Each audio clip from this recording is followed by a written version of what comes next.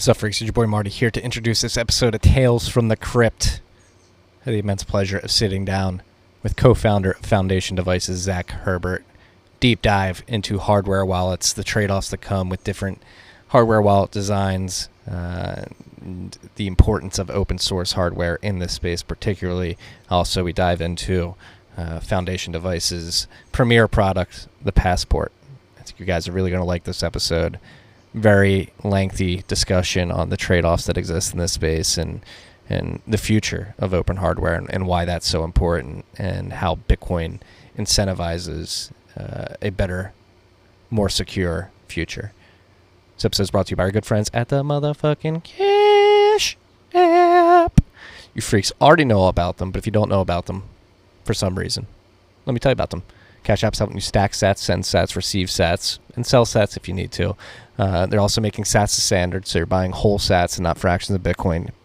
Big distinction there. Stacking whole sats instead of fractions of Bitcoin. On top of that, they're allowing you to DCA into sats. What is DCA? For you people who may not know, it's dollar cost average. If you just want to buy a set amount of Bitcoin on a steady cadence, whether that be every day, every week, or every 2 weeks, Cash App is now allowing you to do that. You can set it and forget it and just dollar cost average into your sat stack. On top of that, they have Cash App investing. If any of you freaks are interested in stacking slivers of stonks, you can do that now via the Cash App. If your favorite stonk's a little too expensive, you don't have to buy the whole thing. Again, you can stack a sliver of a stonk as little as $1. And because Cash App is directly connected to your bank account, there's no 4 to 5 day waiting period. Start stacking sats and slivers of stonks today. Cash App Investing is a subsidiary of Square and member SIPC. As always, make sure you use the code STACKINGSATS. That's STACKINGSATS. When you download the app, if you haven't done so already, you're going to get $10. And $10 is going to go to our good friends at Owls Lacrosse. That's Owls Lacrosse.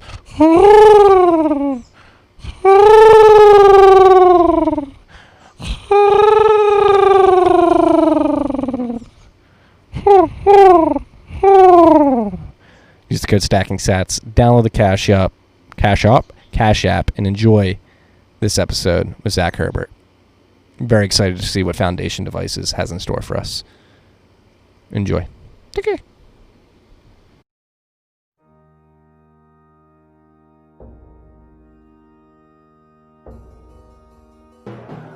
You've had a dynamic where money's become freer than free. If you talk about a Fed just gone nuts, all the central banks going nuts. So it's all acting like safe haven. I believe that in a world where central bankers are tripping over themselves to devalue their currency, Bitcoin wins. In the world of fiat currencies, Bitcoin is the victor.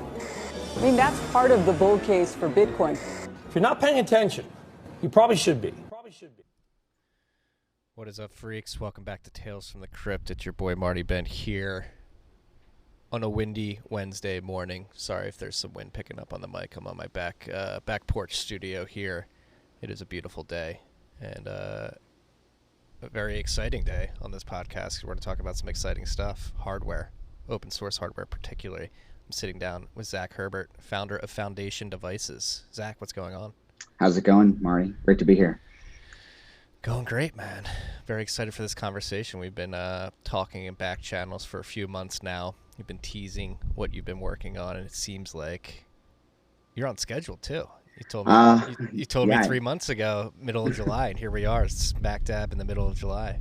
Yeah, trying to do the under promise, over deliver thing. But yeah, I mean, hardware, can take some time. But we've been working on the product for a few months now, and are really excited to talk about it and just to tell you more about, what we're building. And it's also kind of surreal to be on here. I feel like I've been listening to you guys for probably like a year and a half. And I never, in the beginning, of course, when I was listening, I never thought that I would be on the pod, at some point in the future. So yeah, thanks for the work that you guys do. Oh, well, it's people like you that make this work worthwhile and actually possible. So thank you. Awesome. For doing what you do. Let's jump into what you do. Sure. Obviously, you started Foundation Devices, but you've been around the space for quite a while. Worked at Obelisk before starting Foundation Devices. So let's just learn about your journey and why you're focused on hardware so much. Yeah, so I think I've always been really interested in computers since I was a little kid, which I think is pretty common, for people in this space, building those, liquid cooled gaming computers and whatnot. My first job out of high school was actually at the Apple store. And I've just, loved specifically like hardware, right? I know a lot of people come into the space from different ways. I've always been kind of obsessed with hardware and product design. And I did mechanical engineering in college. And yeah, like you mentioned, I've been working full time in the space since beginning of 2017. Came across Bitcoin around 2013, and just always knew that I wanted to, work in the space. And when I had the opportunity to, at that point, I was actually finishing up my second semester of business school, and I had the opportunity to join up with this company in Boston called Nebulous that was launching a hardware company making ASIC miners, which seems kind of crazy at the time, and maybe still does. I actually dropped out of school and joined up as one of the first employees with that company, Obelisk, and really got a crash course to hardware from real life experience, as opposed to learning it like in school or something. So at Obelisk, we ultimately grew a small team. We sold over $26 million of cryptocurrency ASIC miners. We manufactured them all in the United States, in the New England area, and we shipped them all out. And as you can imagine, ton of war stories from there. But it was a really great experience, and yeah, it definitely informed a lot of how we look at the space today. Yeah, I think it's important to hone in on the lessons you learn there, because we've talked about them before. There's a bunch of intricacy that goes into hardware production, from the design to the supply chain, and what were some of the tough lessons that you guys learned? Yeah, I think the biggest lesson was that we, in an attempt to get to market as fast as possible, we outsourced a lot of the work. So rather than taking the time to build up our own strong team internally from the beginning of like electrical engineers, for example, we worked with like outside contractors. And you guys talk a lot on the pod about, incentives, right? And when you're working with outside groups, the incentives are super different. And the speed at which we wanted to move compared to the speed of working with a bunch of contractor groups and so forth is difficult. So that was a big lesson that we learned. The only thing that we do outsourced at Foundation Devices today is some of the industrial design and mechanical engineering, but everything else we do in-house, the electrical, the firmware, and so on. So that was one big lesson. Another lesson was actually, working with contracted manufacturers. We originally, believe it or not, wanted to do our manufacturing in China. It makes sense. You save a lot of money. These are ASIC miners, right? So you could argue it doesn't necessarily matter where they're produced, though of course I think it does. But you could also argue that customers want to pay the lowest possible price for an ASIC miner, right? And so we originally were working with like a US-based contract manufacturer that had a wholly owned plant facility in China. And we're also going to be working with a chip fab that was based in China. And both of them dropped us without much notice. And so a lot of our early days were spent scrambling, trying to redo our supply chain, basically. And we ultimately, from the manufacturing standpoint, did that all pretty close to Boston, where we're based, so that we could be on the floor, and on the ground during production and have a lot more control. Yeah, what do you mean by that control? So like being on the ground and being in the factory, what sort of control does that afford you? Yeah, when you're building something physical, there's always stuff going wrong, right? Like a great example was, you work with this company, you figure out a solution to heat sinks, right? How to get the heat sinks to properly attach to the hashing board, let's say. That's a problem that Bitmain has. I know you guys have talked about that. Yeah. And that's a problem that a lot of different ASIC miner producers have, right? And we thought we had this awesome solution where we had these little like spring clips that adhere to the hashing board, and they hold down the heat sinks with little clips, so that they're not going to come off. But what ended up happening was it just got so hot that it melted the adhesive, and they all started popping off. And so we had to figure out a solution, right? And it's much easier to figure out a solution on the fly when you're physically present, as opposed to if you're working with some kind of manufacturer that is on the other side of the world, right? And I think that agility is very important. Companies like Apple, that are massive companies and work with massive contract manufacturers like Foxconn, they're able to move super fast. And the reason they like working with outside manufacturers like Foxconn is because they'll bend over backwards to help Apple and iterate quickly and solve problems. But when you're a small company, in the millions of dollars of revenue, it's hard to be treated as like in that same way. And so by manufacturing locally, physically actually being on the ground and believe it or not, spreading the work out across, at that point, 3 different CMs, contract manufacturers, we were able to, move really fast and solve problems as they came up. Yeah.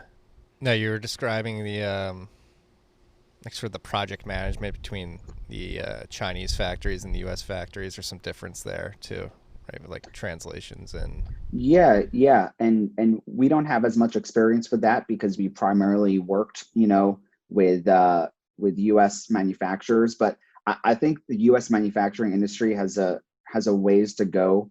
The way it works here is that it's incredibly process oriented, and they'll want to know like the exact manufacturing process going in.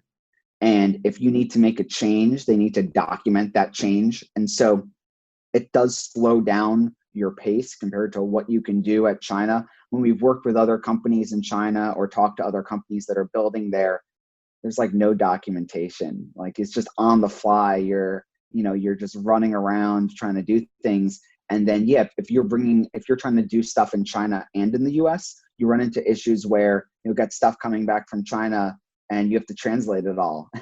And we did like a small project for that. And one of my co-founders, Jacob, can speak Mandarin. And so he helped a lot with the translations. But, for what we're doing at Foundation Devices, we're just really double down on US manufacturing. And we want to build up that capacity for the long term. No, and this is what I really like what you guys are doing, sort of picking up what Rodolfo and CoinKite are doing up in Canada. Yeah. Sort of creating the local supply chain and bringing that here to America, which I think is very important. So why, I guess we just get into like the nitty gritty of Foundation Devices and before we get into like the manufacturing, I guess we should talk about like the different trade-offs between the different predominant hardware wallets on the market right now between Ledger, Trezor, Cold Card, and then we can get into supply chain and keeping that local. Yeah, for sure. And thank you for I know you highlighted that Twitter thread I did in one of your newsletters, just kind of talking about the differences between the different wallets. And I think I was just super frustrated one morning seeing some like Twitter beef. I don't remember who it was between, but especially in hardware wallet world, I feel like there's always controversy. No, I don't know if I'm ready. We're going to try to stay above the flame wars, but I think what's most important to us is that manufacturers, including ourselves, are as transparent as possible about the trade-offs, right? And it's very, just like you said, trade-offs, because no product is perfect. Every product makes compromises in some areas. And, for us to be able to have no experience making hardware wallets and then come in and make one, we had to kind of come up with a very good understanding of the trade-offs between these different products. And then I personally, of course, have been using all of them for some years now. So yeah, I feel like we have 3 different security models in hardware wallet world, right? We have Trezor, which is open source, and they do not use any components that might have an NDA with it. So they don't have any security chip, or it's commonly referred to as a secure element, for example. The benefit of that is anyone can just like go online and buy the parts for a Trezor and build it themselves and then load up the firmware. The downside of that is you can extract the private keys. I think Kraken said in like 15 minutes with commonly available lab equipment. Kraken Security Labs, by the way, has done a great job with these posts about hardware wallets and a lot of security research. So I think that came out in, I think maybe January of this year. So that's Trezor. So you got to understand that if you're going to use that device, physical security is very important. And they recommend, and they're transparent about this, they recommend using a strong passphrase. I would guess, though, that the majority of Trezor users that use a passphrase do not use a strong passphrase. I think you have to use, like, if you're thinking about it from like a BIP39 word list, I think you need like 6 words for it to be resistant to being brute forced. And how many people do that? I know when I used to use the Trezor back in the day, I thought I was super sophisticated with my hardware wallet, and my passphrase was 1 word. That could probably have been brute forced in like 10 seconds. Yeah. Okay. Yeah. So it's serious stuff. And so, there has to be a lot of user education there. And then security model from Ledger's perspective is kind of the opposite. It's pretty closed source. The apps that run on the device are open source because Ledger asks developers to like submit apps to them to go into Ledger Live, which is like their app store. And I believe Ledger develops like the Bitcoin app themselves and some of the other core apps themselves. But the hardware itself is closed source, and there's firmware running on the device that's closed source, the operating system as well. And so you actually have unknown code running on the device. And so, you can make whatever security, you can make whatever security claims you want as a company, but it requires that the user really trust the company, knowing that there's stuff on the device that security researchers can't readily see. And that's tough.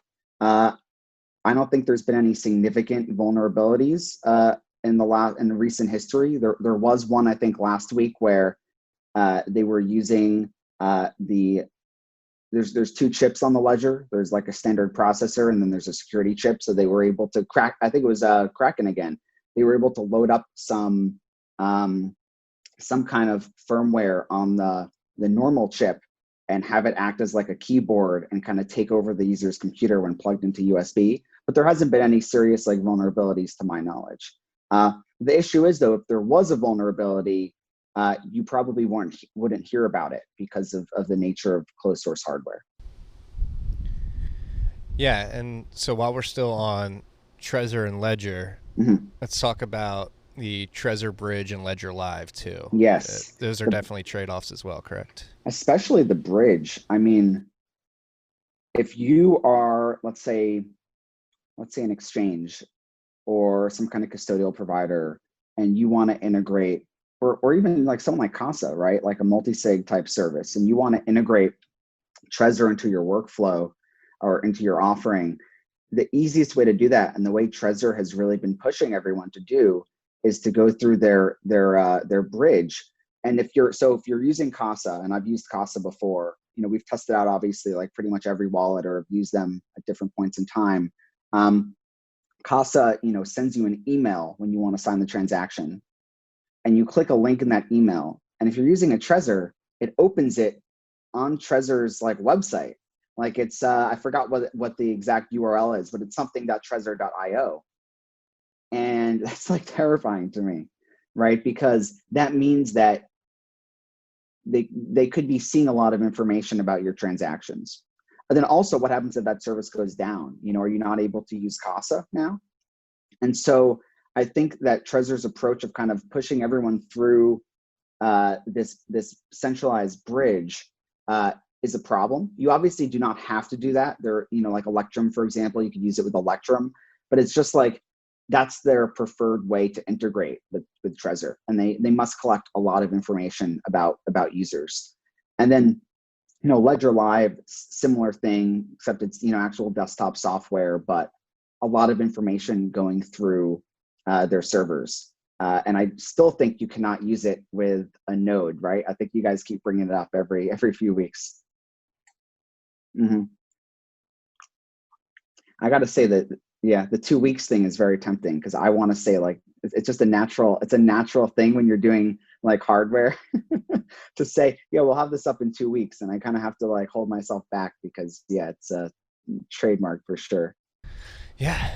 But focus on like staying on the bridge and yeah, like, do you think Trezor can get away from the bridge? I mean, they've made some steps to alleviate worries, one of which being showing the address on the actual device so you can confirm that you're not getting man-in-the-middle attacked. And then they have the SD card that can act as like a 2FA sign as well. On the Model T, But ideally they get away from it in the long run, correct? And I think the way to do it is PSBTs, right? I think, you guys have been hypercritical of exchanges, for example, that are slow to adopt SegWit or other new technology. And I think it's imperative that hardware wallet companies adopt PSBTs, which are partially signed Bitcoin transactions, which is like a universal standard now, a cross-compatible standard for Bitcoin transactions, both single sig and multi-sig, where, if Trezor, for example, was able to adopt PSBTs natively, then you would be able to have this universal format where, you could use Trezor with any wallet without them having to integrate with Trezor, without having to deal with like USB drivers, right? Or other things like that. And it's the same thing with Ledger as well, where, yeah, it's like if you're plugging in devices to a USB port, or in Ledger's case on the phone using Bluetooth, which is just like, are you kidding me? I don't care how it works. Like, you're going to seriously put Bluetooth on a hardware wallet and just say it's all okay. When you do that, USB, Bluetooth, those kinds of technologies, you kind of you make it much harder for developers to integrate with, right? Like if your goal is, let's make it as easy as possible for users to choose the software wallet that they want to use, and then integrate it with whatever hardware wallet they want to use. And then if they want to use multiple hardware wallets, they can just use multiple in a multi-sig setup. Like, when you're having to deal with different proprietary interfaces for each wallet with different documentation and sometimes even like restricted derivation paths, which was a big controversy with Trezor's more recent firmware update a few weeks back, you run into a lot of issues. And so what I would posit to hardware wallet manufacturers, I would ask them, who are your users, right? And, who matters in the ecosystem? I think right now, it's very, very tempting for hardware companies in general to go right for the walled garden ecosystem. Apple has been the biggest pioneer of that. It means you have a lot of control over your ecosystem. And then you have that magic term that every hardware company loves, which is lock-in, right? Because you get them locked into your ecosystem. They have to go through your services. They have to go through, say, your app store like Ledger Live, or they have to go through your centralized bridge. And then you increase the switching costs for users. What I would posit is that a hardware company's role, and Apple did this really well in the beginning, like when they first launched with like the original like Apple II, a hardware company's role, I think, is to provide an open platform for developers. Because then all we have to focus on is building great hardware, making it really intuitive for the end user, and then giving developers free reign to go build whatever software products or integrations on top of our hardware. And so if you look at it like that, then it's like a no-brainer to just embrace PSBT and say, whatever software wallet you want to use it with our hardware wallet. We're not even going to build an app, right? Which is Coldcard's approach, which I love. And that's our approach, at least for now, which is like, we're just going to focus on building the best possible hardware, leaving it as open as possible, and letting the developers do their thing, because they're going to do their thing better than we can.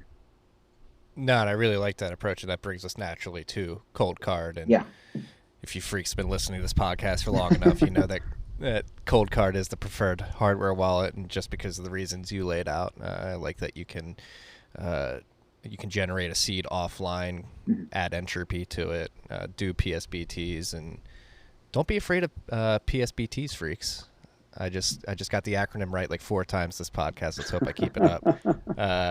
But yeah, I for me personally, like Wasabi's had a great UX for PSBTs to create, sign, broadcast the transactions. But it just makes sense. Like, these devices, from a first principle standpoint, you should just assume that the internet is malicious and will transmit data from this stuff. So the fact that you can do all this offline, construct a transaction on an SD card, plug it into a wallet software, sign it, broadcast it, it makes a lot more sense to me. So how would you describe Cold Card, its trade-offs, and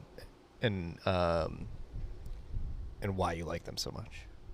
Yeah, so I think Cold Card is the most rational team, I think, in the space.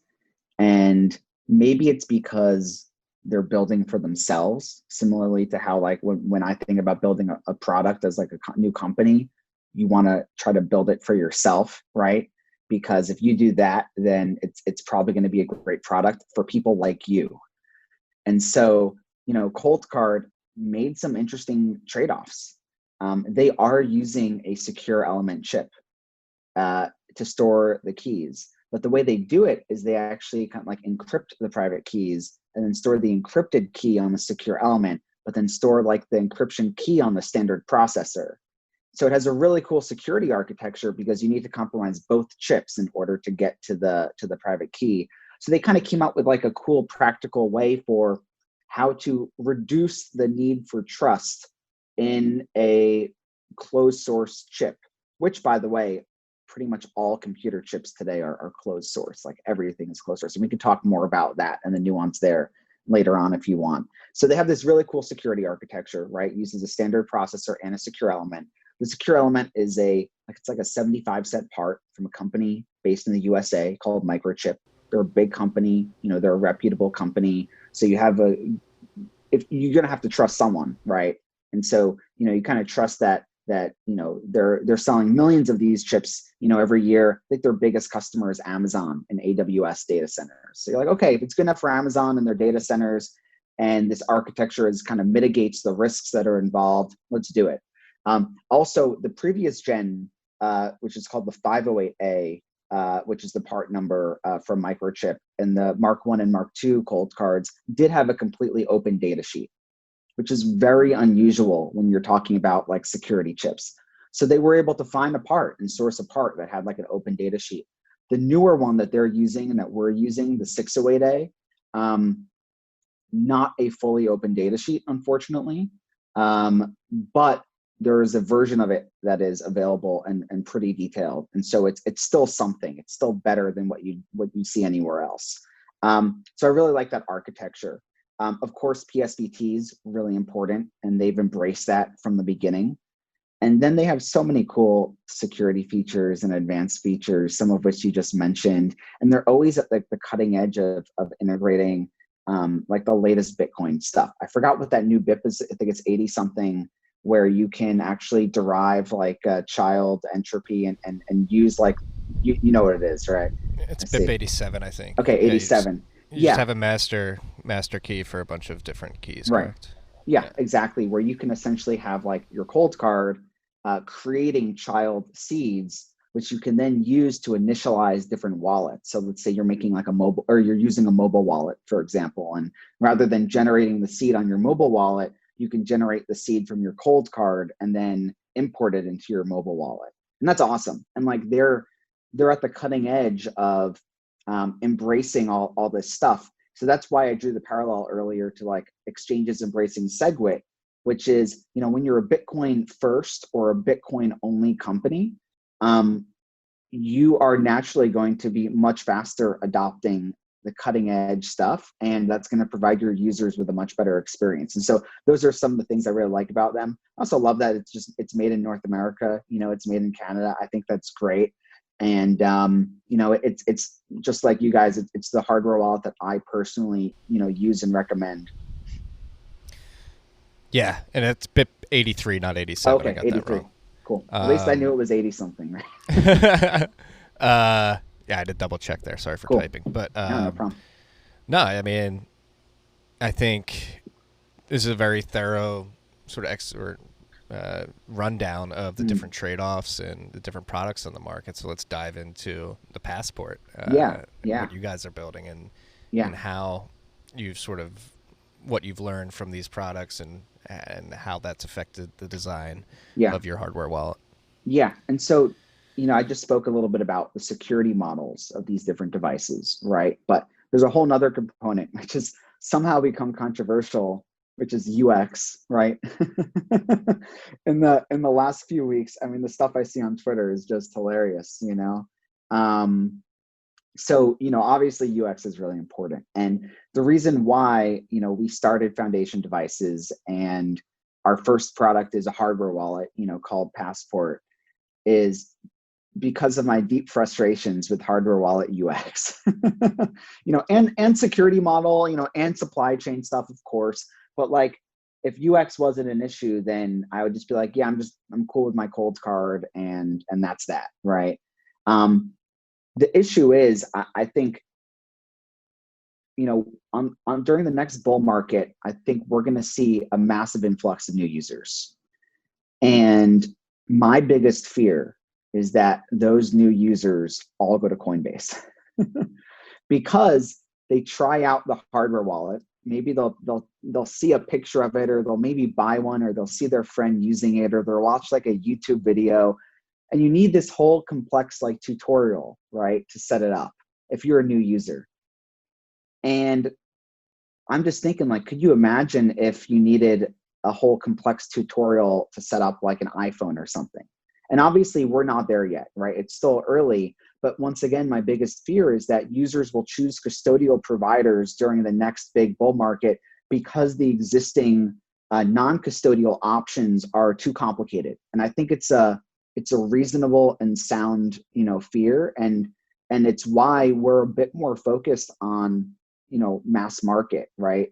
With this product, and trying to figure out, how do we make a hardware wallet that's easy enough to use where, you're a relatively new user and you just do a little bit of research and feel comfortable buying and using, this kind of hardware wallet. And so, Trezor, I think the Model T is probably the most usable wallet right now from a UX perspective because they employ a small touchscreen. You can enter a passphrase on device, with that touchscreen. But like I mentioned, I'm not a fan of their security model, right? Cold card, the UX is, speaks for itself. And I feel like that's a feature with that product. It's designed for the hardcore user. It's designed for someone who wants total control and have, every single option at their fingertips when they're securing their Bitcoin. And that's great, right? And then Ledger, I actually think they're the worst, like they're the worst UX, believe it or not. And it's hilarious to me that their product has not really changed in the way that you function, like the way it functions or the way you interact with it since like the original Ledger. Try entering your 8-digit PIN with 2 buttons for a new user is the example that I like to give. You can't see the whole address at once on the screen. Oh my God. Yeah. I mean, that is just bad. And so there's no reason that you have to use a small screen for a hardware wallet, but you should keep in mind that there are trade-offs when you're buying screens. For example, we could talk more about this later too, but most touchscreens, well, pretty much every touchscreen has an embedded processor running firmware that the manufacturer puts on. And so if you're sourcing a touchscreen on Alibaba, it's coming from China. Pretty much every screen, will come from China anyway.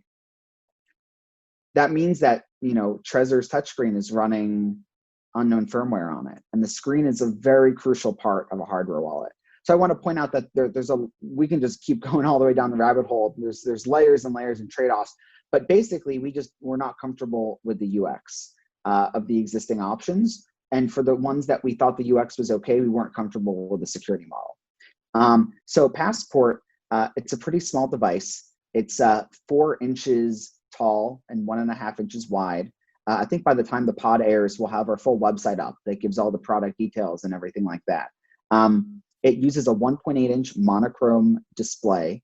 It's actually made by Sharp in Japan, and it's called the memory display. It's very similar to e-ink, and it doesn't have any embedded chip on the screen at all. And so they actually etch the circuitry into glass. And so we can optically inspect each screen as it comes to the production line and be like, okay, the screen is good to go. It has not been tampered with at manufacturing.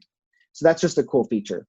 It has a physical keypad, an alphanumeric keypad, much like what you would see on like an old cell phone, like a Nokia candy bar phone. It kind of looks like a small version of a Nokia candy bar phone.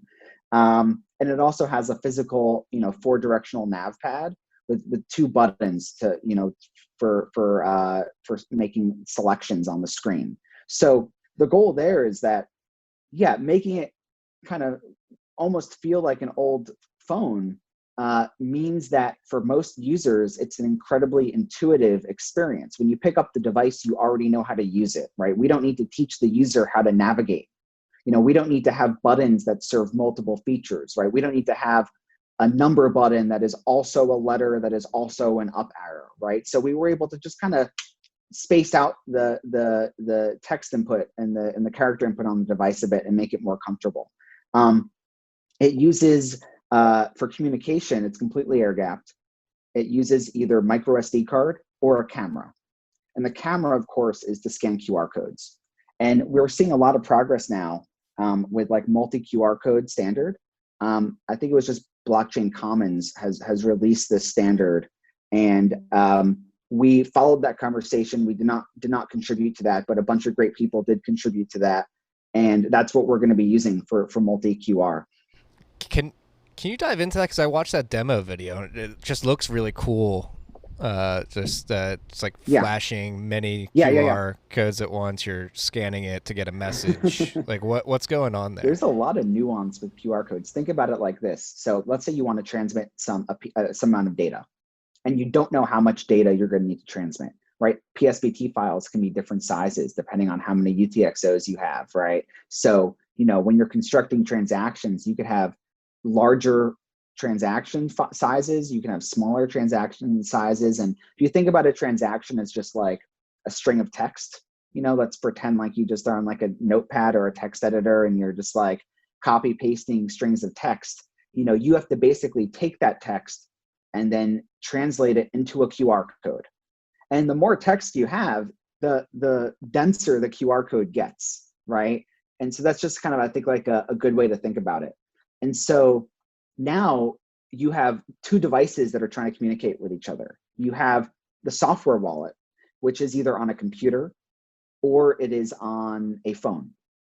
And those screens are larger screens and they have higher resolution screens. And so they can display more dense QR codes. So you may have a transaction that is huge, but that you can fit the entire thing in one QR code, on the computer screen. But then you also have to deal with the resolution of the camera that you're using to scan the QR code, right? So it's like, well, how many megapixels is this camera? Is this enough to discern the difference between each tiny little square, and the QR code? And then you also have to think about the screen on the hardware wallet. How large is that screen? What's the resolution on that screen? Usually it's the hardware wallet you have to worry more about because the phones are good enough. They can, like if you ever scan a QR code on your phone, it can pick up anything. It's amazing. But if you're using a less expensive camera on a hardware wallet, or if you're trying to display a QR code on a 1.8-inch screen, which is what we're doing, you're going to run into limitations where a transaction might be too large to fit into one QR code. And then, if each manufacturer solves that their own way, there's no standard. So if you're developing a software wallet, you have no idea how to handle multiple QR codes. You might end up having to have HWI, hardware wallet interface, modified to be able to accommodate all different standards from different wallets, which is sadly what it has to do today, which sucks.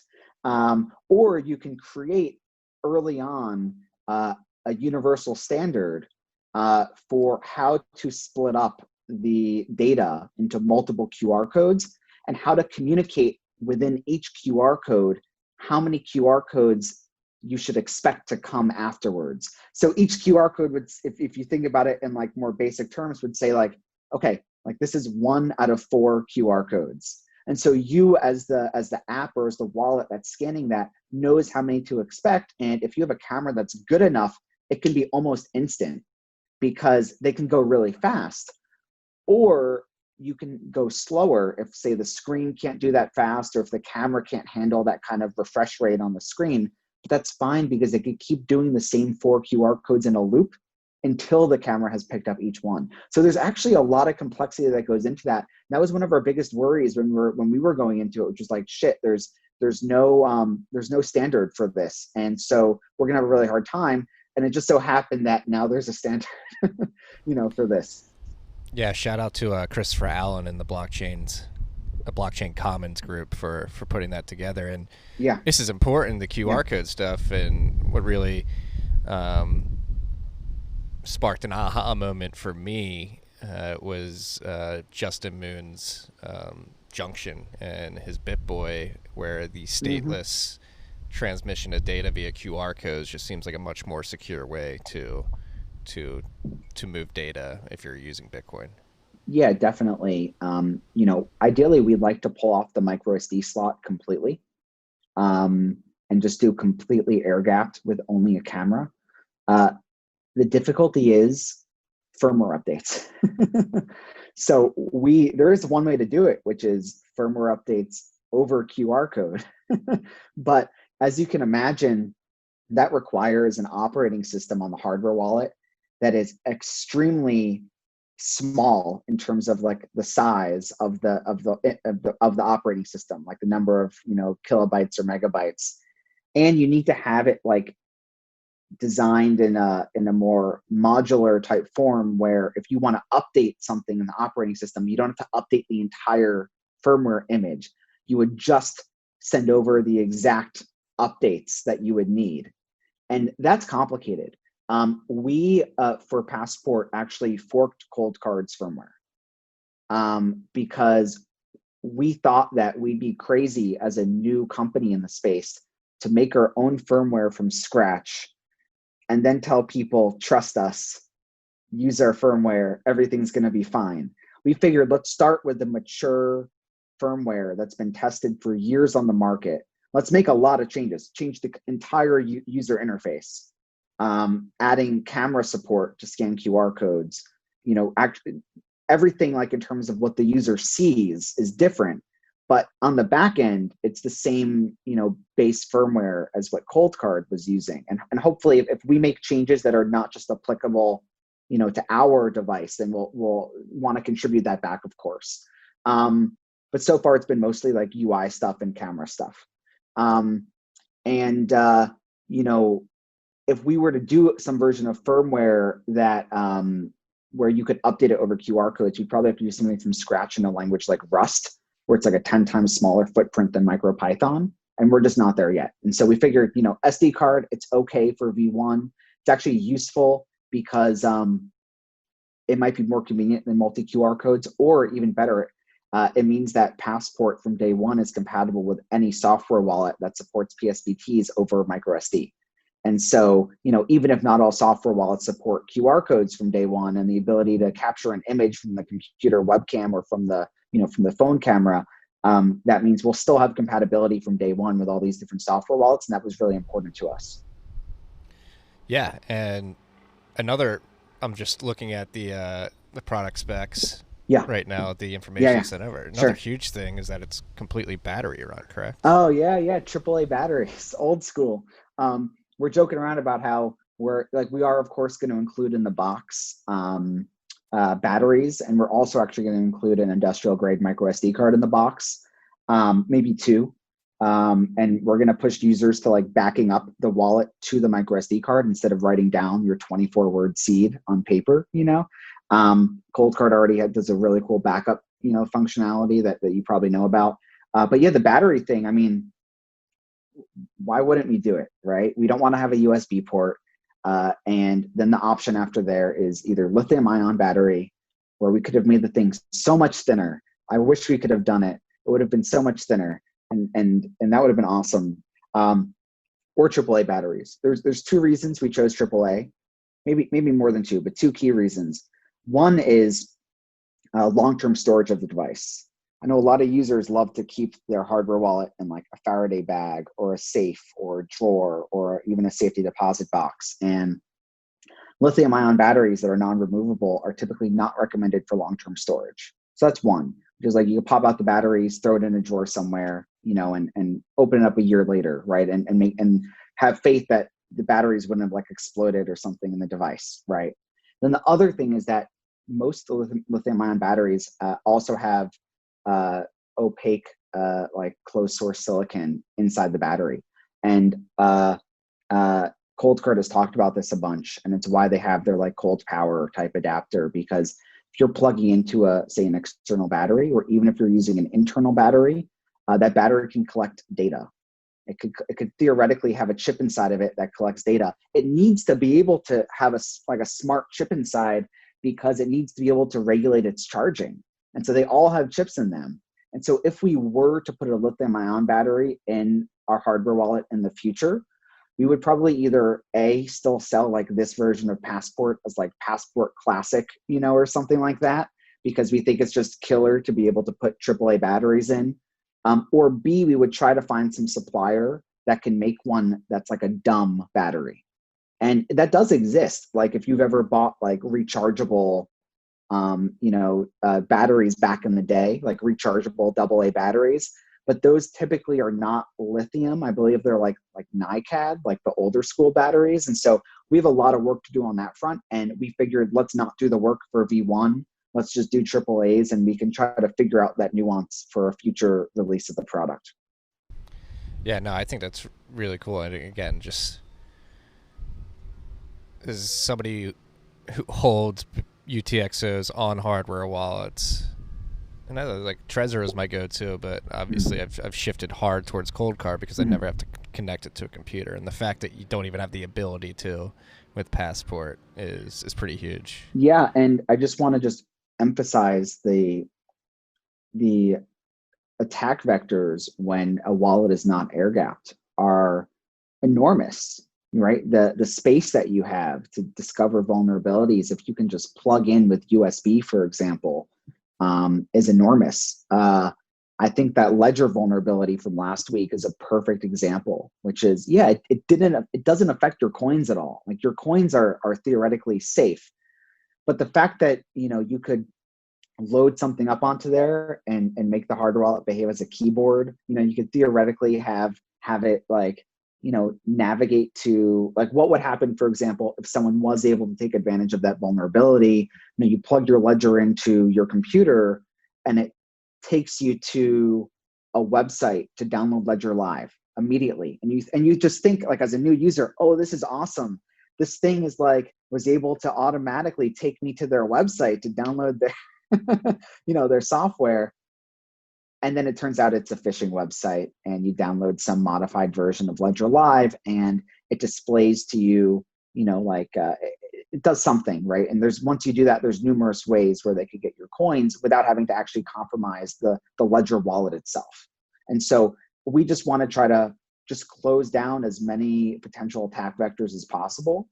And we do think air gapping is the best way to do that. It kind of cracks me up. There's been some I obviously keep tabs on like the new hardware wallet companies that are like launching stuff on Kickstarter or other places. And there's been some hilarious stuff where they like say they're air gapped, and then there's a USB port for like charging. Yeah, it's absurd. Right. So I guess the biggest UX hurdle for your users would just be updating firmware via the SD card. That's correct. So how do you plan on making that as seamless of a process as possible? I think for right now, it's going to have to be a similar process to ColdCard. I don't think we have a better way to do it. What we'd really like to do down the line is we'd like to have a mobile companion app that you can use, because I think there's a lot of cool things you can do with the mobile companion app. You obviously run into security issues in the sense that, for the more hardcore users, they wouldn't be able to like build it from source themselves if they're on iPhone, but you could release a desktop, version as well. Ideally, what that app would do is it would allow you to update the firmware like over QR code, or make it really easy to do so over SD card, where it's like a little bit more intuitive than downloading from like a random website, because there's worries, with that. And additionally, we could be able to do some cool things with the seed phrase backup. That's, I think, one of the worst things about hardware wallets today is having to write down the seed. If you're using a multi-sig setup and you're feeling like confident in your setup, you might not want to write down the seed. But I think for new users, I don't know, I'm curious what you think. Like, what % of users that write down the seed actually understand that if someone finds that, they're going to get full access to their Bitcoins?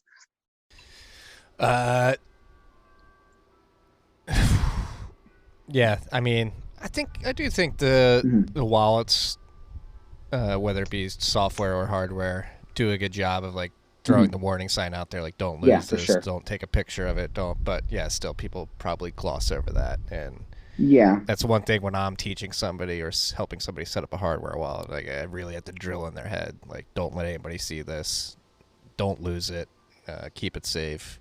No, but it is something that is daunting, and especially if you're running multiple hardware and software wallets at once, and you got to keep a track of many seeds. Like if it gets over 10, it gets a little daunting, and it is not the best UX. Yeah, and so we really love the cold card UX of the backup functionality, where you back up the wallet to a SD card that is encrypted with it's another word phrase, but if you discover that word phrase, it does not give you access to the coins. You need the word phrase plus the encrypted SD card in order to recover your coins. We think that's a better option, and so that's the option that we're going to be pursuing by default for new users. So the default option is going to be back up your passport to a micro SD card. It's not going to be write down 24 words. So they'll still have to write down the words, right? Because they'll have to, have that the decryption key, for the SD card. But I think that'll close off one of the attack vectors. And one thing you could do with a companion app is you could theoretically back up, instead of having them write down like the 12 words or however many words for the backup, you could just have the wallet transmit that as a QR code. And you could have it immediately save that on like their phone or password manager or computer or something like that. And that's a really cool functionality. We want to be able to do it as a QR code and have it be saved in like the user's like contacts on your phone, or like, maybe even their photo library. But the issue is that a lot of apps can access your photo library or your contacts on your phone. So you don't want to have them access, like WeChat, for example. You don't want WeChat to access your contacts and then find like your 12 words that unlock the SD card backup. So there's a lot of issues there. That sounds like a security hole. Right.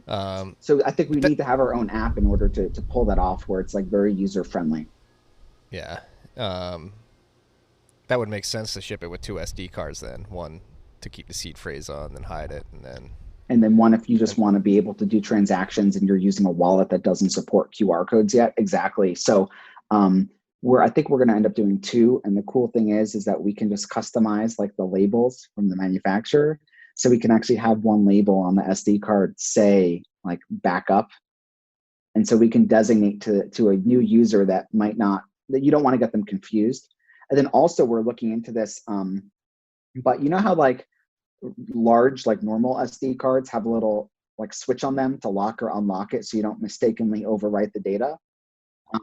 Micro SD cards actually have that functionality like in software, where you can turn a lock on or off. So I think what we can do, and we're looking into this now too, is like we could have for this backup SD card, we could just turn on the flag to lock it. And so if a user does put it into their computer or device by mistake, it won't let them write anything to it. So we're kind of exploring those angles to try to figure out like what's the best UX for a new user where they're not just writing down this 24-word seed. Yeah, that's actually had somebody, and the other thing is, even if you're able to protect it and hide it well, some people don't write it down correctly. I actually had somebody in my DMs trying to recover from seed, and they were doing so unsuccessfully. And that's heartbreaking. Yeah. And that's why I think multi-sig, by the way, is still the best avenue, right? Because you lose one of your devices, you can cycle it in or out. And the way we look at our roadmap, for the hardware we're building at Foundation is we think every device is going to have the ability in the future to send and receive Bitcoin, right? Hopefully it'll be more native on some of these devices, like in the future. But that, I mean, more than just like your phone or your hardware wallet, it could be like your Wi-Fi router or other things too, especially if we have this meshnet future, right? Which I'm very much looking forward to, and everyone should listen to your previous pod with Locha Mesh. But if we have that, then you're going to have like other devices besides phones or computers interacting with Bitcoin. And then it's almost like every device needs to have hardware wallet capabilities. And if every device has hardware wallet capabilities and has the proper isolated hardware wallet with the security chip and so forth in it, then you could kind of make every device a multi-sig signer. And then you can imagine that you can obfuscate away a lot of the seed type stuff for users if they have large multi-sig setups without necessarily realizing that it's multi-sig. It's similar to how if you use iCloud right now, I don't know if you're on a Mac right now, but what, yes. Yes, yeah, I am. Yeah. So what my old faithful 2014 MacBook Pro before they messed up the keyboard. Going strong with your HDMI port on there, probably. Yes. So what they do with iCloud, which I think is kind of cool, is if you go to log into a new device, it'll ask you to authorize it from another device that you have connected to iCloud. Obviously, it's all centralized. But the premise of being able to use one of your devices or maybe multiple of your devices to kind of authorize a new device is already something that users are kind of comfortable with because most of them have been using iCloud for some time. So if you could do the same thing with multi-sig, you could potentially put users in very secure multi-sig setups where they never have to deal with seeds, but they have full custody over their funds. And so that's a future that I hope we can build towards. Yeah, and that's sorry, I got volunteer fire department alarm going off right now, but that's and I think that's a really a lot of people view hardware wallets as wallets that they hold that holds things on, but they are really signing devices at the end of the day. And that's, I think, exactly. once you have that aha moment of, hey, this is just signing, all the UTXOs, and I'm sorry, this is getting annoying. All the UTXOs are actually on the Bitcoin ledger. They're not on the wallet, and your wallet is just a signer that says, hey, I own these UTXOs in the ledger. And once you have that that sort of structural understanding of how these devices actually work, I think it leads to aha moments, and then hopefully better uses in the future, and better UX, because people understand that you're just signing and communicating that you possess these UTXOs in the ledger. Right. And there's a lot of cool, I'm excited to see what the software developers in the space do. And that's one of the things that's great about being a hardware company, which is we don't actually have to figure this out from a software perspective. We just need to provide great hardware that's user friendly and open for developers.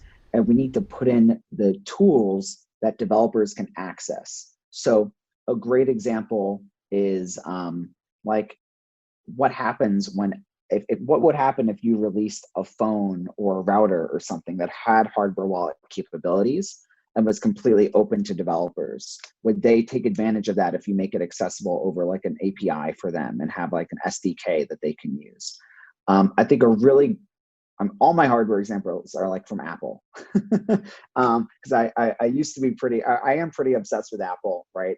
Even though I'm gone obviously down the rabbit hole on the sovereignty and privacy angle, but I think they're just a great example to pull from. Look at what they do with the latest iPad. They added a LiDAR sensor, right? Now, what apps use LiDAR today? None of them, right? But the point is that they're not going to use it until the hardware maker adds the functionality and makes it accessible, right, to developers. Now, all of a sudden, I think you're going to see a lot of really cool artificial reality, AR apps that are going to come out that are specifically designed for the iPad. And of course, rumor is that this new iPhone later this year is also going to have a LiDAR sensor. And go on. Oh, sorry. So LiDAR is it basically can visualize in like 3D space. And so, previously how if you were doing like an AR type thing on the iPhone, like I don't know if you've ever clicked a button to go on. Yeah. Or like how if you go to buy an Apple product now, you can on their website, you can say like view this in AR. You kind of move your phone around like in space to calibrate it, and then like all of a sudden the object appears like on your floor. IKEA has that now in their app. There's a lot of apps that do it. So that is what you have to do without LiDAR, because like the phone basically uses the camera and the accelerometer and other functionality to kind of figure out what your room looks like and the space looks like, and then will properly size the object in artificial reality. But with the LiDAR, you don't have to calibrate anything. It just makes a 3D map of your environment, and you can just use it immediately. And it's also, there's use for that in things like self-driving cars or other stuff like that. And there's a lot of use cases there. So by Apple adding this, it's something that developers probably didn't think about, but now it's something they're working for. So another great example in our world, in the Bitcoin world, is, what would happen if we had like, let's say an open source phone that could run like something like Graphene OS, which I know you guys talk about. I think Matt really loves to shill Graphene. It's a big Graphene stan. I'm running Graphene as well on, Are you? on Nice. a Pixel, and I like it. Nice. So what if you were to add the proper meshnet antennas to that kind of device, and you gave developers access to that? Then all of a sudden, bootstrapping a meshnet becomes much more feasible. So when we think about like what our responsibility at Foundation is to the Bitcoin space and kind of like the sovereign internet space, it's like our goal is to build great hardware, make it completely open, make it really nicely designed and easy to use for the end user, and add in all like the dream wish list stuff that the developers want to take advantage of, and then step away and let them get to work. And I feel like that's what hardware companies used to do. And now it seems to be more about like maintaining your walled garden ecosystem.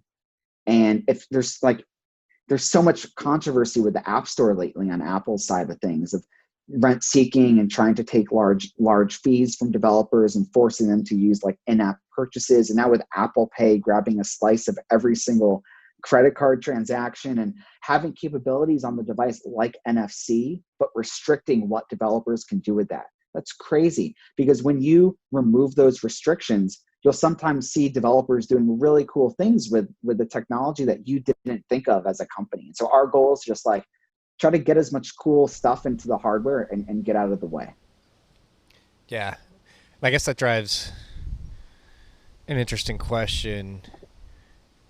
Like when you get out of the way and you let software developers do their thing, does that necessarily increase attack surface? It depends on how you do it, right? So like, for example, if you were to do some kind of node product, and there's a bunch of different teams working on cool node operating systems and that kind of thing today, all of which are running on like a Raspberry Pi, which I think is probably not the right environment to do a node on. It doesn't even have hardware wallet capabilities, for example.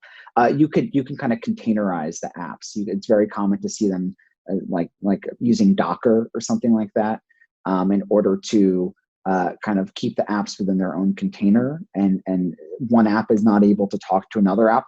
You could even have like two standards. You could have like Bitcoin Core be something that all the apps can talk to, right? But then you could have the apps unable to talk to each other. And the best example of that in the real world is iOS, where every app is completely isolated from every other app, and there's some universal things they can access, but it's extremely locked down. And so as long as you do that in the OS, then I think you can have a relatively safe environment. I think also having some kind of like curated app directory could become really important.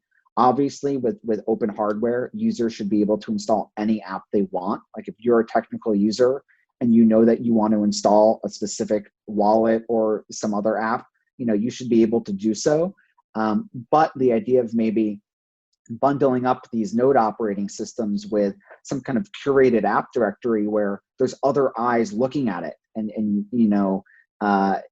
I think that could be really powerful as well. And then you could maybe subscribe to multiple different, different app stores, right? Where that there's some smart people that are curating what's allowed to run on the device, and that's like opt-in for the end user. Mhm. Right. That's the key. Yeah, key is it's always opt-in. The key is that you never want to lock it down, but you always want to kind of strive to make it easy for new users who might not be technically competent or might be new to the idea of the different security models and the attack vectors that exist in the space. And so I think in this like sovereign internet, I think that curation becomes very important, right? The idea that you can follow like your curators of choice and have some trust in them, and then if you want to, you can switch to something else or follow multiple. Yeah, I mean, it's probably what the bent and TFTC is. We just try to curate what we Exactly. find interesting Exactly. in this space particularly. No, I wholeheartedly agree with that trend. I think people are gonna. I mean, the news out of the New York Times this week is Oh my pretty God. evident of that. It's gonna transition to, and it already has in some ways, towards independent curators or content creators that audiences trust. Yeah, I almost wish we had a resurgence in RSS feeds because I have like 20 email newsletters I get now, and it's just ridiculous, and it's like every time I see some interesting new publication start, right, I'll subscribe now, and it's just like overwhelming. I almost like want a return of RSS where you can just have a nice feed of everything. Yeah, it's actually I forget who brought it up. Jeff Andrew brought it up on the episode that he was on. He didn't I haven't listened to that one yet. Yeah.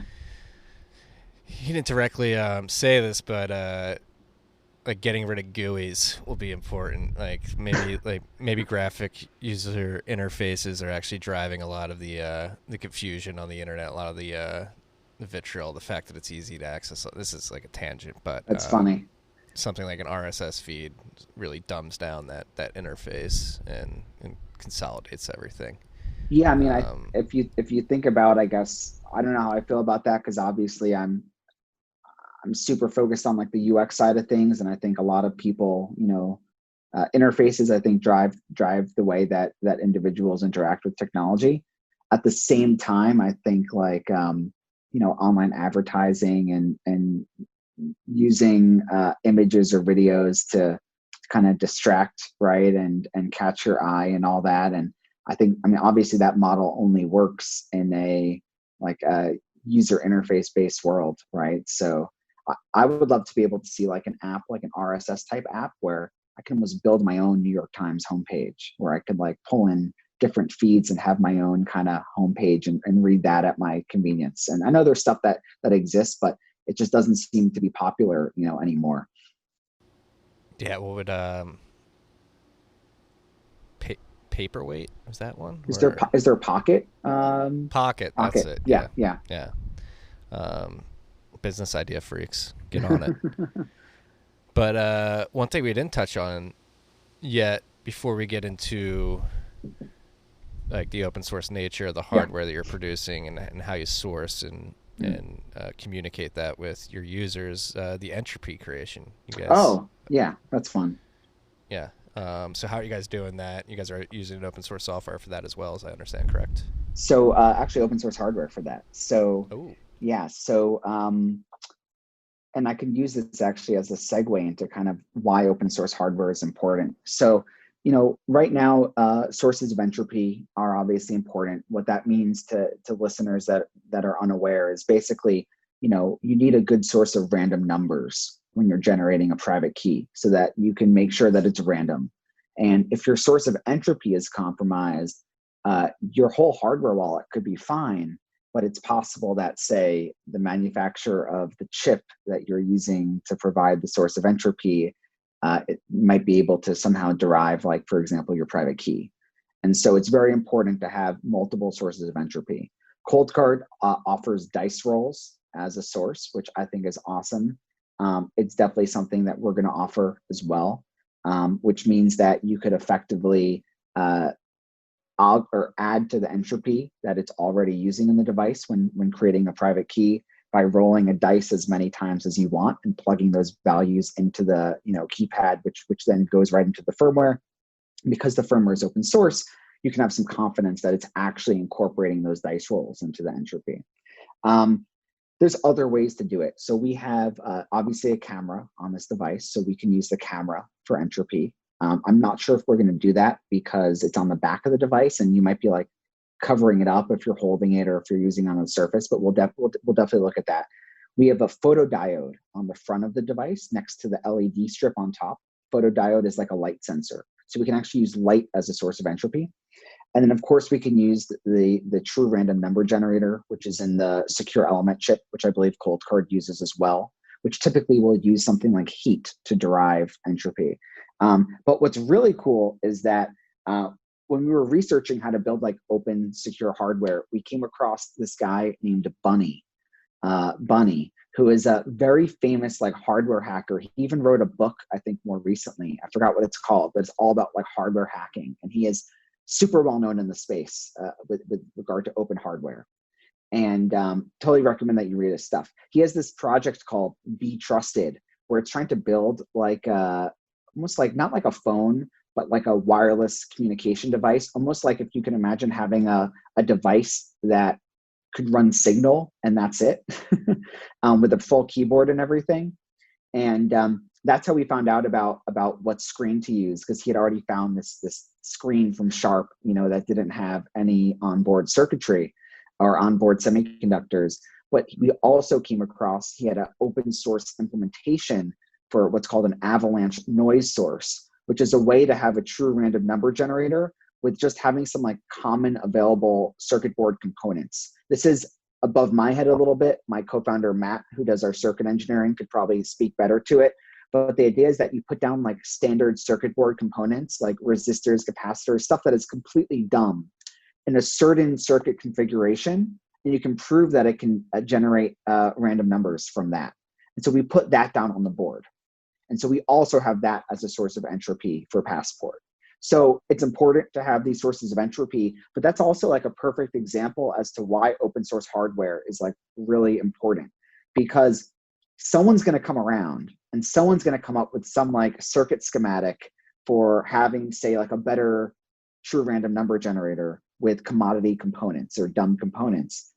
And what typically happens in hardware is they'll develop that at whatever company they work for. And that'll be closed source, proprietary. The world will never see it. But if you're able to open that up, then maybe some other hardware engineer will see that and then incorporate it into their designs, like what we're doing with Passport.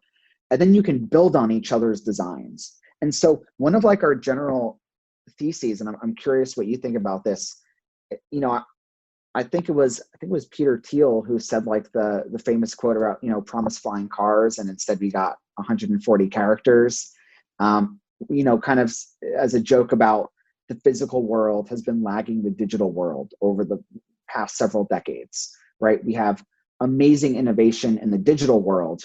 And it seems like most of the mind share of smart people is like internet and software and that kind of stuff. And then the physical world has, in most cases, been lagging. And we think one of the reasons for this is the rise of open source software, and how like in the digital world, in the software world, if you want to say integrate like a QR code scanner into your app, you just go on GitHub, you type in QR code scanner, and you get like hundreds of repos. And then like you find one that you like, and maybe it doesn't do exactly what you need. So you fork it, and then you contribute back to it and then make it more robust. We don't have anything like that in hardware. We have a couple like hobbyist communities, but every time you want to do something in hardware, you have to reinvent the wheel. And so if you think about human progress and the idea of building on top of other people's achievements and knowledge, in science or in technology, it's really hard to do that today in hardware because there's almost nothing to build on top of, unless you're like paying like to license the technology. Even a company like Apple has to pay, it's probably billions of dollars a year. I don't know what the license fees are, but they have to pay an annual license fee to ARM to license the technology that they use to make the different chips. It's like a company at that scale is paying license fees. The whole thing is crazy because it's very hard for, like, if you're smart, like, say, like, kid going into college, like, I love hardware, I want to do hardware. It's very hard to start that without just going to get a job at a company where everything is proprietary. And so, philosophically, the idea of open source hardware we think is really important to the world, and also really important to Bitcoin, which I can talk more about, and just this rise of like a sovereign internet, and then really applicable to what we're doing, because we were able to just be like, all right, this guy has this open source hardware schematic, and we can just take that and incorporate it into our device. Yeah, well, I'm going to be a full-blown Bitcoin stan here. Bitcoin fixes this, right? It finally creates the incentive to thank you to move towards open source hardware. And I've said this many times on this podcast and in the newsletter, like, I think Bitcoin is going to be just as much of a hardware revolution as it is a software revolution. And maybe it was just an incentives thing, like yes, why, like, you're competing with all this closed source hardware with iOS and Android's open source to an extent, correct? Yeah, the base operating system is open source. I don't believe Google's actual, like, Android they ship is open source. I think similar to like Chrome versus Chromium, if you're familiar with that. Yeah, but yeah, again, the incentives there to create this open source hardware, because Bitcoiners, you're holding precious, or not holding precious UTXOs. Your these devices give you access to your UTXOs, and you want to be as sure as possible that it's not compromised in any way.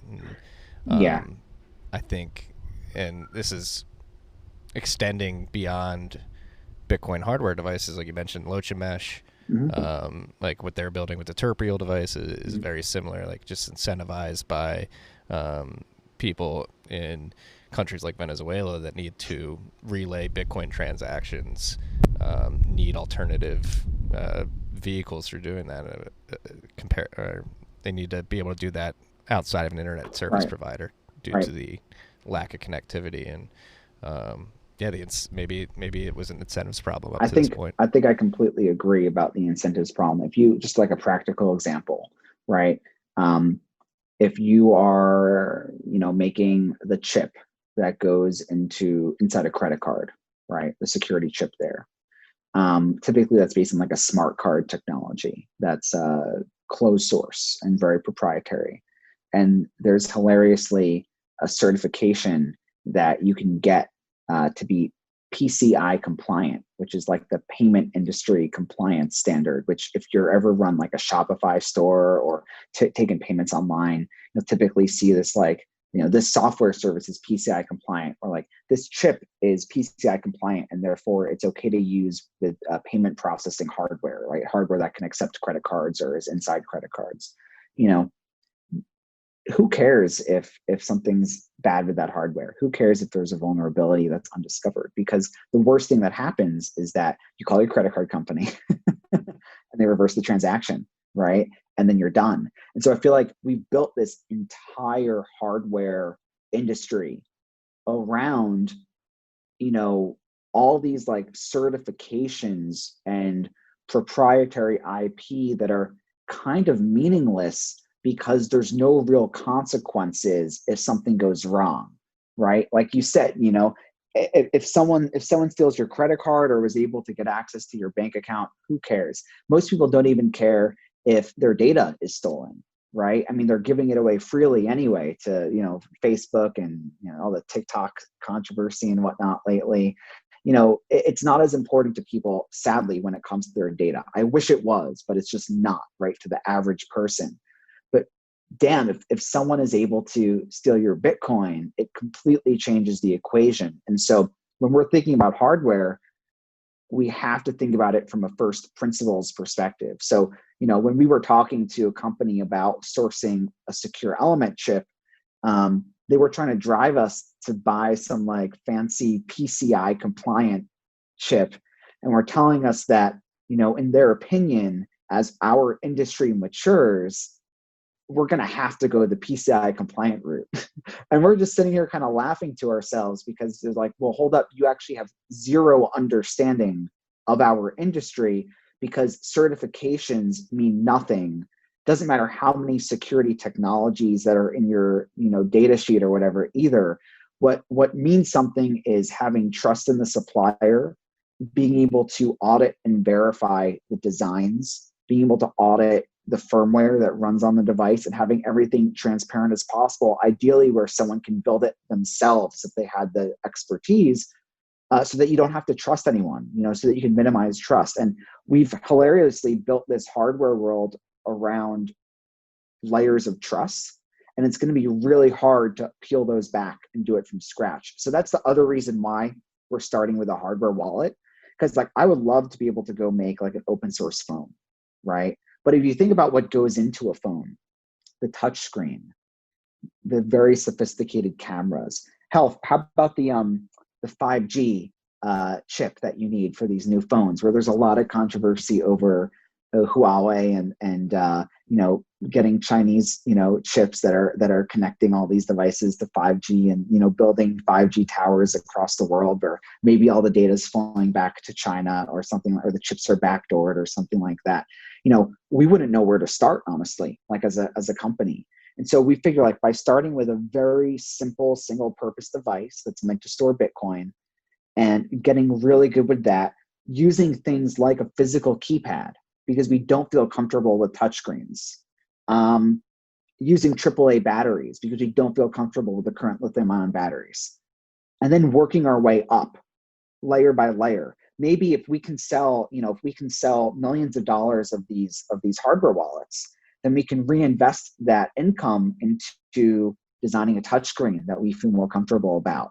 Maybe we can reinvest that income even into designing some of our own chips. And one of our co-founders, Matt, who I mentioned, who does our circuit engineering, was actually at Intel for about 3 years working on semiconductors. So even though we're doing circuit boards now, we have the capabilities as a company to do chips too.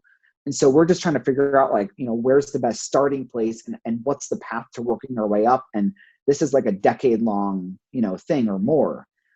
But the cool thing is that I think it's going to really follow Bitcoin's progress, right? As Bitcoin becomes more prevalent and as we hopefully enter some kind of hyper Bitcoinization period in the future, and every device starts to send, receive, store Bitcoin, it gives us hopefully, more resources to build more complex hardware because the market will actually demand it because the incentive alignment is there. Yeah, no, I completely agree. And it's something we've noticed to date with the ransomware attacks, right? Yeah. It's really highlighting the need to sort of secure these systems, and because they're able to do it, accept Bitcoin as payment, and or Monero, and nobody can really stop them from doing that. And Right. And it does this in many ways. That's a software example. This we're talking about hardware here, and Right. So I'm very happy to see that you guys are sort of taking the bull by the horns. And like you said, it's you have a 10-year vision, and this stuff's not going to happen overnight. It takes small incremental changes, like just launching the passport and getting it out there, and then building on that. And so you sort of alluded to it, start with a single purpose device dedicated to signing Bitcoin transactions. What do you guys, how do you envision foundation devices evolving over time if this is a successful product? We over time are hoping to be like an open equivalent of Apple, really. We're hoping to compete head to head with incumbents like Apple by the end of the decade. We're starting with this hardware wallet. And we're also working a bit on some node hardware, which I think could be really, really cool, especially because we're not too focused on the software. There's already some great teams working on the software. I think they need a really good hardware platform to build on. And I think, the idea of mesh nets and being able to create hardware that can support that for more normal, mass consumers, I think is really important. And so I think you'll see us start to integrate that a bit. Maybe merging like a Wi-Fi router with a node could be really, really promising. So we're working on that side as well right now from like an electrical engineering perspective, while the rest of the team is focused on finishing up Passport and getting it ready to sell and then ship in the fall. And then over time, I think the semiconductor part is going to be important, making some like very simple open source security chips. I know Trezor launched like a subsidiary called Tropic Square that's supposed to be doing that as well. So we'll be really interested in what they're doing too. But I think that's going to be a key part of what we're looking at over the next few years, and figuring out how we can actually have the chip completely open and produce it, I think in the US would be really cool. And then working our way up to phones and other devices, I think is the long-term goal. Now, we're always going to make a great hardware wallet, right? But I think having, a lineup of products where we can get people out of the iOS or the Android, strong grip. I think right now, like if you were to say, I want to start a company today that wants to compete with Apple, and you went to like investors or something, they'd probably just laugh you out of the room. Because I think the only way to actually take on a company like Apple over time is to, one, I think, kind of leapfrog them in technology, like maybe in VR or AR type stuff, or two, it's to hop on a trend that we think that they're going to miss. And we think that privacy, sovereignty, Bitcoin is now an unstoppable trend throughout this decade and beyond. And we think that all of them are going to miss it. And we hope that we can help fill that gap and work our way up from a hardware perspective, and hopefully have phones and computers and other devices later in the decade. And so that's really the long-term goal for Foundation. We called it Foundation Devices very intentionally. I'm a sci-fi novel fan. I'm a huge fan of the Foundation books by Asimov. It's kind of funny that Apple is making a Foundation TV show now, airing next year. That was pretty funny to see that several weeks ago. But in the sci-fi books, the idea is that you have civilization is on the verge of collapse, and to simplify it a bit to the listeners that haven't read the books, you have someone set up this planet, the first Foundation, where they sent like all the scientists, all the engineers, and all like the super smart people to preserve all of humanity's knowledge through like the dark ages almost, until society is able to rise again. And so the idea of like kind of rebuilding this hardware stack from scratch and trying to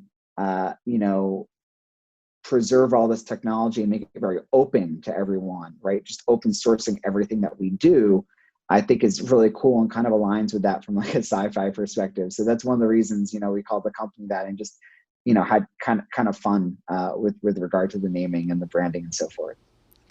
I need to read these books. Oh, they're so good. So much on this podcast, I feel I'm missing out. There's some great books that are, for sure. Highly would recommend Dune as well. I feel like there's some quotes that really apply to the hilariously to the Bitcoin space now. I can't remember, but I like tweeted a photo of it, some number of weeks back, of some cool quote. Yeah, I think Dune and Snow Crash are like the two that get mentioned most. I actually haven't read Snow Crash yet, so I should do that. And then why Passport? I like the name Passport. I just had it in my head for a long time. I think it's really important when you're making a device that has more of a mass market appeal to name the devices with names that people understand and sound really good, hopefully, and are intuitive in how you understand what the device works. So like right now, Passport is a single purpose device. Like you mentioned, it's there to just store your private keys and sign your Bitcoin transactions. I do think we're moving though to a place where I hope everything is going to be private key based, right? Where your identity, hopefully private keys. I know Microsoft is doing some work there that's actually tied to the Bitcoin blockchain, which is awesome. Passwords, right? Maybe the idea of replacing email and password with private keys. That could be something Lightning based, which I'm very excited about, right? Yeah, like LNURL auth or LSAT. Right, exactly. So that could be something lightning based where you're sending like a one sat payment to log into a service. And obviously that's connected to your node, which is connected back to your private keys. Or it could be something different. The point is that, and I'm just going to keep coming back to that, we as like a hardware maker, we don't know what standard is going to win. We don't know what's going to become popular, but we do feel very strong conviction about like the decade-long trend about identity, privacy, Bitcoin, and so forth, and the importance of private keys and to give normal users the ability to store their own private keys. So if you think of Passport more as like a, in the future, a general purpose signing device, maybe we'll always have a version that is like only can do Bitcoin because there's going to be that hardcore segment that cares. But maybe we have one that is also able to store your 2FA codes, store other private keys. If you're a developer, maybe storing your SSH keys, right? Like the idea that this is a general device that's designed for key storage.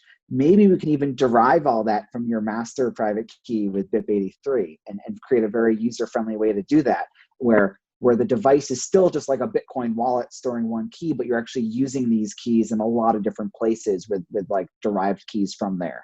So that's what I'm hoping we move towards in the future. So we think of this device as like your passport to a more sovereign internet.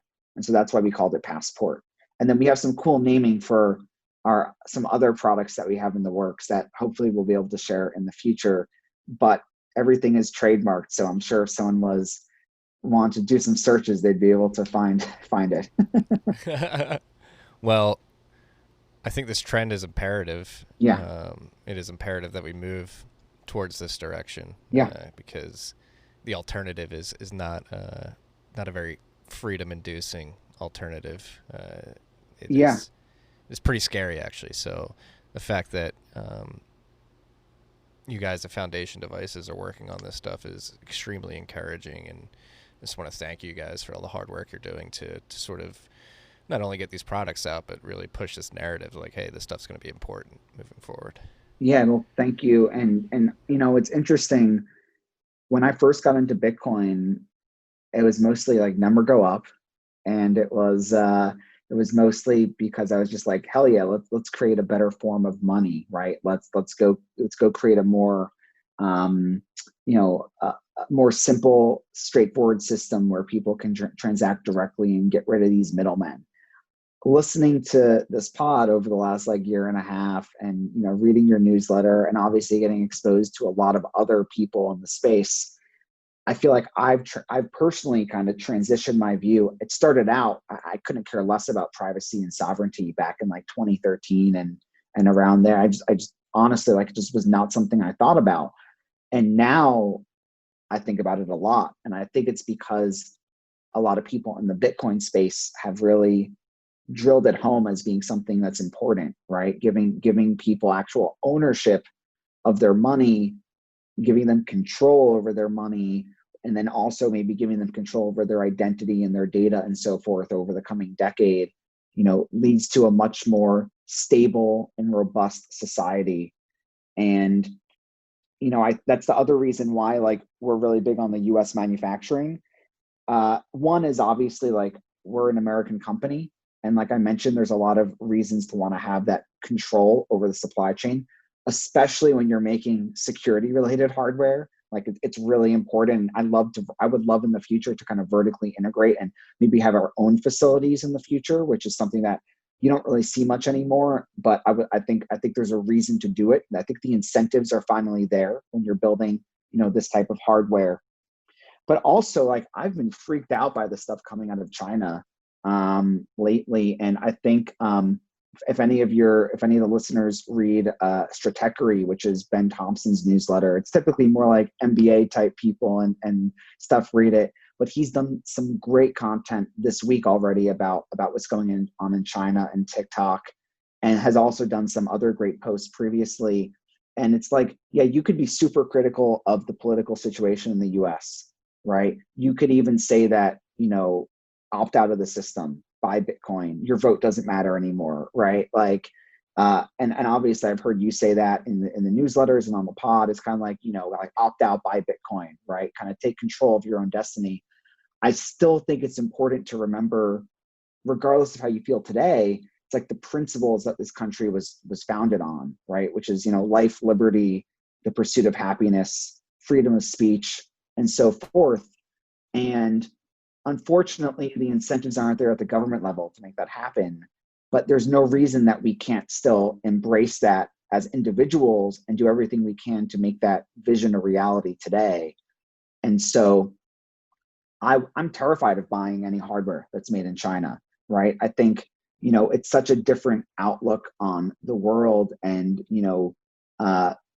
curtailing freedom instead of embracing freedom, thinking about, a citizen more as like a cog in the machine as opposed to a sovereign individual. And the TikTok stuff has been scary. And I believe you guys talked about like the banning TikTok, right? On a previous Rabbit Hole recap. Matt was against it because why don't we ban Facebook? But it's like, well, I've gone back and forth since that conversation. I was like, too. it's a slippery slope, but ban it. Fuck it. Like I'm on the ban it. Like get him out of here. And I'll tell you what. And I was very influenced by a Ben Thompson's, I think, newsletter over the last day or two, which is that to me, it's not about the privacy. It's about the algorithm that they're using to recommend videos to people. So what's scary to me, it's like, yeah, I mean, of course, you're sending a lot of your personal data and they're doing facial recognition and it's all going back to the Chinese government. Of course, Facebook does facial recognition too, and it can get back to the US government, and they can request Facebook's help for law enforcement matters and so forth. And who knows what the NSA and other groups like that are doing. But to me, like what's even more important is the idea of kind of a cold war over ideologies, right? And with TikTok, it has a proprietary algorithm that can recommend videos to people in certain geographies, and you don't have any insight as a user as to how you're getting recommended content.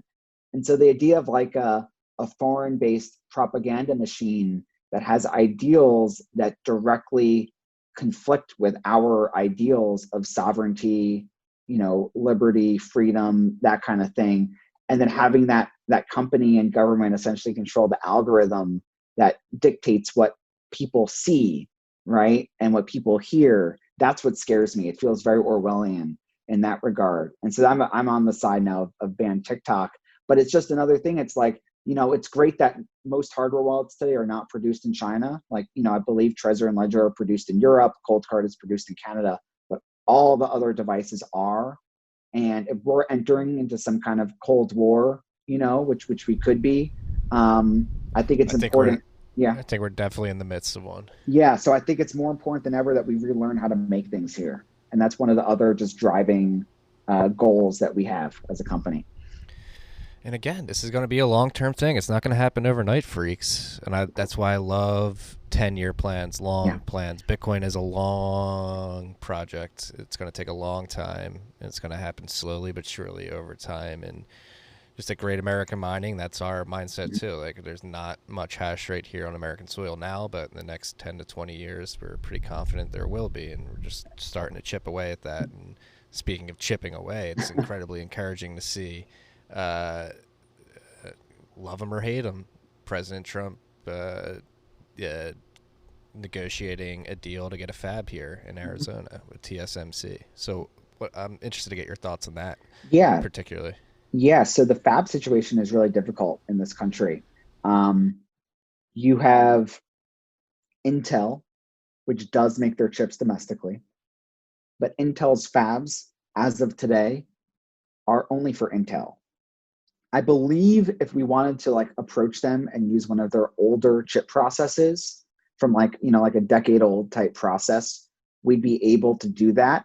But the problem is that like when you operate a company that designs the chips and makes the chips, you don't design the fab to be friendly to outsiders. So unless you trained up on Intel's design kits for years, you would probably have a hard time making chips for Intel. And that's one of the great things that TSMC did, where they basically said, the idea of a fab where any design company can come and essentially submit their chips for production, right? And use the Fabs toolkit to be able, so you can essentially have what's called like a fabless semiconductor company where you can spend all your day designing chips and you're designing it like for TSMC's specific process that you're using, right? So TSMC, really pioneered that. And then Global Foundries is based in the US as well, which I believe used to be part of AMD and then split off years ago to pursue the same model that TSMC did of being able to accept outside work. Global Foundries unfortunately discontinued their next gen chip processes. I think it was in 2019. And I know that because back when I was at Obelisk, we were speaking with them a bit about the 7 nanometer stuff. And I believe they were going to be making the 7 nanometer chips in upstate New York, which is so cool. Because if they had gone down that road, we would have had a US-based company making 7 nanometer, industry leading chips in New York State that could compete with TSMC and then Samsung, which is the other big one, which is in South Korea. And unfortunately, Global abandoned that effort. And the only next gen fabs that we have that are accessible to companies like us that might want to make chips are TSMC or Samsung at the leading edge, at the stuff you'd want to make Bitcoin ASICs with, for example, or the stuff that Apple is using to make iPhones and iPads for their chips. So TSMC is Taiwan Semiconductor Manufacturing Corporation, I think, or company. So they're based in Taiwan. They are now, it looks like, going to be opening some kind of fab in the US.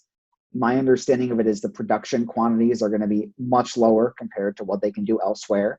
It is possible that it will be used purely for like military type purposes or defense industry type purposes. It's unclear if they would have enough capacity to even open it to like outside companies, right? As opposed to like the government or defense. But I think it's a hugely important move. When you're doing a fab, much of the processes are automated because the chip, like the silicon, you have to take silicon and transform it into semiconductors. That's not like human labor, right? Those are machines that are always running and are very complex. And while it does cost more to build things today in America, like build physical things, like even a building, than it does in China, for example, it's something that I think we can relearn as a country. And so I think if we can get companies like TSMC opening more fabs here, and if companies like us can direct business to those fabs and cause them to want to open more fabs, I think that's huge for the space from a national security perspective, but also just have more robust global supply chains, right? Where it's scary to have everything concentrated right around China. And then hopefully we can get companies like Intel to open up their fabs to outside companies. I mean, that would be, once again, like a decade-long type effort, but I really hope we can do it. And then hopefully too, we can get some fabs that are more friendly to open source chips. If you wanted like the 50-year vision, I think that we gotta be doing more fabs here. I think we have to be like, if you want to have, for example, an open source chip, it's like it's virtually impossible today to do that at any cutting edge chip process, like anything from the last 10 years, because how it works is that you are licensing IP from the foundry that you're working with.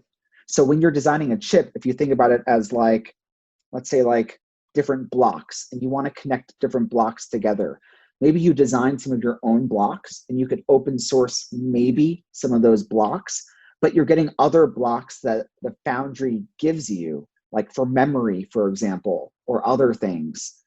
And they're actually like black boxes. You don't know how they work. They tell you how to connect to them, but you don't know what they're doing. And so everything is like that. TSMC, Samsung, everyone, that's how they do it. And so to really have, like, if you want to think about the stack, we can open source like the circuit board designs themselves. We can open source some of the components if we can make them like screens or other things. But open sourcing chips is going to take, I think it's going to have to redefine the idea of like the foundry relationship, like the relationship between the companies and the foundries and how the IP works and everything. So it's a very long process. I hope so. And Google actually took a leap on that, I believe at the very end of June. I forgot what it's called. I can always send it to you after if it's of interest, but there is a fab located in the US that can do like, that does like defense type stuff. And Intel partnered with them, or sorry, not Intel, Google partnered with them to have like a open source design kit for chips. And this is like, I think it's like it's in the hundreds of nanometers. It's like 100+ nanometer chip when we're at like 7 today. And smaller is better with nanometers. So you can't do like a processor on there, but maybe you can do like some kind of secure element on there. And so it's something that we're looking really closely at, because they've opened a lot of it up completely to the point where you could have like a GitHub repo and send it to the foundry, which is unheard of. And so hopefully we'll see some progress on that side of things, and hopefully companies like ours can help push that along. Boss, big plans, thinking big. That's why I love Bitcoin. It's makes people think big, brings back like a moon race type vibe, not only to America, but like just to individuals who value sovereignty and making cool stuff and moving us further into a cooler future, or not even a cooler future, it's a better future, right? It fixes our time horizon, right? It completely fixes it. It pulls us out of this artificial, situation that we have today from the Fed, which is messing with, the interest rates and devaluing our currency. And it really, in this environment, it changes the calculation that companies have when they're looking at what kind of projects to pursue, right? If you ever have like a traditional finance type class where you're trying to evaluate an investment and looking at like the hurdle rate, like the rate of return that you have to clear to make the investment worthwhile. If you have a higher interest rate society, then your hurdle rate is higher, because maybe a company does not have to pursue a certain project. It can just keep the money in the bank instead and make like 7% interest. But in our society of artificially low interest rates, pretty much any project is worth pursuing. And I think it's one of the reasons why we have a lot of just crap, like a lot of startups that are just doing the same thing as 20 other startups. It's why as soon as you have like one mattress company that's direct to consumer, you have like 20 more. As soon as you have like one pot and pan company that's direct to consumer, you have like another 10 more. It's like, why are all these smart people starting companies that are not really doing anything novel? Right. And I think it's a problem of time horizons. And I think you can track it down to the monetary policy. And I think you can wisely say Bitcoin fixes this. Fix the money, fix the world. Yep. I mean, yeah, safe drives this home. Time preference. If Bitcoin really forces you to shift your time preference to a longer view. Yeah, it's been incredible to do this podcast and the newsletter to follow people with the same mindset, and I think the ideas are starting to incept into the rest of society slowly but surely, especially as everything gets crazy polarized throughout the whole world. And I think people feel it deep down that something needs to change, and many or most vast majority of people aren't able to diagnose the core of the problem and what is causing this deep down problem that they feel in their stomachs. And again, it's time horizon and thinking big and having the ability to think big, because you don't have to think on a short time horizon. And you guys at Foundation Devices are thinking big. I'm very excited to get my hands on a passport when it's officially released. When can we expect that to hit the market? We're in the prototyping stage now. And we're also just working on the firmware side of things, which will take probably about a month before we have like a kind of alpha version of the firmware that we feel comfortable releasing. And then we just got our second revision back of prototype circuit boards, and so we're working on validating those now. I have a 3D printer in my apartment, which you can see, where we've done a lot of prints for the actual enclosure. We've sourced all the components already, So the next stage is getting a small set of production ready prototypes, probably 20 to 30 of them, where we can actually load up like the alpha version of the firmware. So that'll be probably over the next 20 to 30 days. We'll probably place those orders once we validate these prototype boards that we have. And then we'll have a set where we can hopefully send one to like you, for example, get them out there for some feedback and testing, and constantly release updated firmware images until we're ready to actually launch the firmware. We will be selling these through pre-orders. It's the best way for us to finance like a new product without raising some large amount of venture capital. We're not going to launch the pre-orders until we have everything like open source on GitHub, like the hardware and the software side of things, even though there'll be a lot of iteration on the software side of things between pre-orders and actual shipping. The lead times on all this stuff, once we start doing pre-orders, is it takes us probably comfortably 3 months before we go from like pre-orders to shipping. So as long as we can sell around 1,000 of them, and we're of course hopeful that we can sell more, but our break-even cost is around 1,000. So if we sell 1,000 of these things between like, around August time period, then we could be shipping these in like late fall, while also having prototype units in the wild, in as soon as about 30 days. So yeah, so that's our current path. And we're hopeful things will go well with the pre-orders, and we're hopeful that that we'll be able to get all these into customers' hands, well before the holiday season of this year. Boss. Again, I'm pumped to get my hands on one, test it out. You said you could maybe do an hour and a half and not get bored. We're almost an hour and 50 minutes in now. I'm not bored. Yeah. I'll probably get hungry soon, but that's it. Yeah, I'm excited to continue this conversation. I feel like it's going to be the first of many, especially as you guys expand your product suite. But as we wrap it up here, do you have any like parting notes, final thoughts? Where can we find you? Yes. So you can find us at foundationdevices.com. I think by the time this podcast airs, we'll have the website up, so you'll be able to see all the information about Passport, images of it, specs, and so forth. And you'll be able to just put your email address down to reserve one. We, for the first 1,000 units, are going to do like a special edition type device. It'll either have like a special edition back cover. We might like number it 1 out of 1,000. And at minimum, we're going to do like a special edition type like gift with it. So if you're able to put your email address down, we won't spam you. We'll just send you an update when the pre-orders go live. And then hopefully, if you want to buy it, that'd be awesome. Besides that, we have some good blog posts up on the website too, where we talk about things like the importance of open source hardware, US manufacturing, and so forth.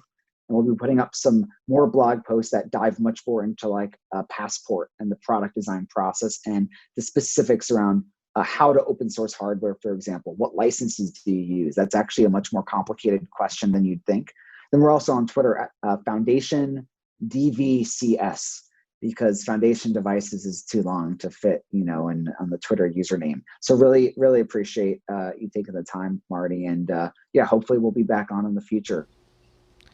No, thank you again. I'm very excited to see all your products hit the market, and I'm sure we'll be providing feedback.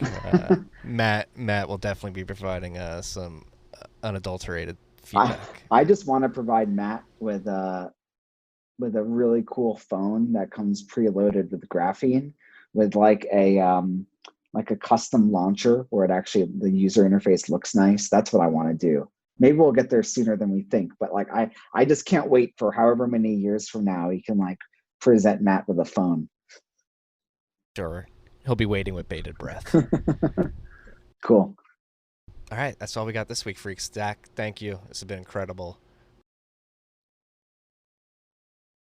I'll post this probably next week, right? Yeah, that sounds good to me. Awesome. Peace and love, freaks. Take care.